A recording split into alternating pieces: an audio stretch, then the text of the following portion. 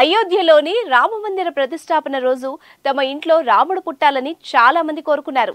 ఈ పవిత్రమైన రోజున తమకు బిడ్డ పుడితే సాక్షాత్తు శ్రీరామచంద్రుడు జన్మించినట్టు భావించి గర్భిణీలు పట్టుపట్టి సిజేరియన్ కూడా చేయించుకున్నారు.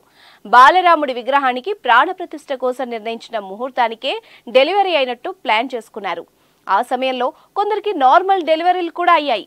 సోమవారం పుట్టిన శిశువులకు రాముడు సీత పేర్లు పెట్టి మురిసిపోతున్నారు ఆ తల్లిదండ్రులు.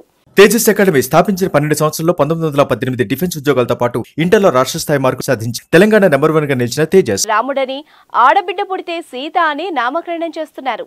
ఓ ముస్లిం జంట కూడా ప్రాణ ప్రతిష్ఠ సమయానికి ఓ పండంటి మగబిడ్డకు జన్మనిచ్చింది. యూపీలోని ఫిరోజాబాద్లో ఈ ఆసక్తికర ఘటన చోటు చేసుకుంది. ఫర్జానా అనే మహిళకు జిల్లా హాస్పిటల్లో ముహూర్త సమయంలోనే నార్మల్ డెలివరీ అయింది. దీంతో ఆ జంట ఆనందానికి అవధులు లేకుండా పోయాయి. అయోధ్యలో బాలరాముడు కొలువు తీరిన క్షణాన తమకు బిడ్డ పుట్టడంతో రాముడి పేరును పెట్టారు. మతాలకు అతీతంగా ఆలోచించి తమ బిడ్డకు రామ్ రహీం అని పేరు పెట్టారు.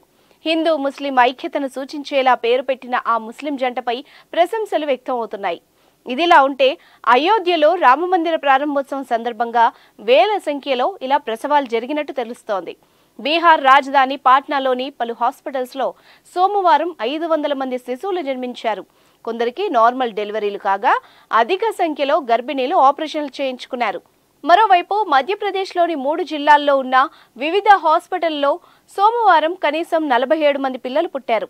ఉత్తరప్రదేశ్లోని కాన్పూర్ గణేష్ శంకర్ హాస్పిటల్లో సోమవారం ఒక్కరోజే 25 మందికి కాన్పులు జరిగినట్టు డాక్టర్స్ తెలిపారు.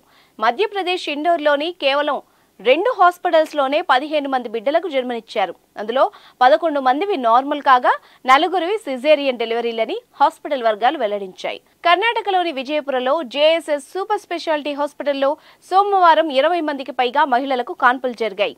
ఈ విధంగా దేశవ్యాప్తంగా రామ్లల్లా ప్రాణ ప్రతిష్ఠ ముహూర్తానికే శిశువులకి జన్మనివ్వడం కూడా విశేషం.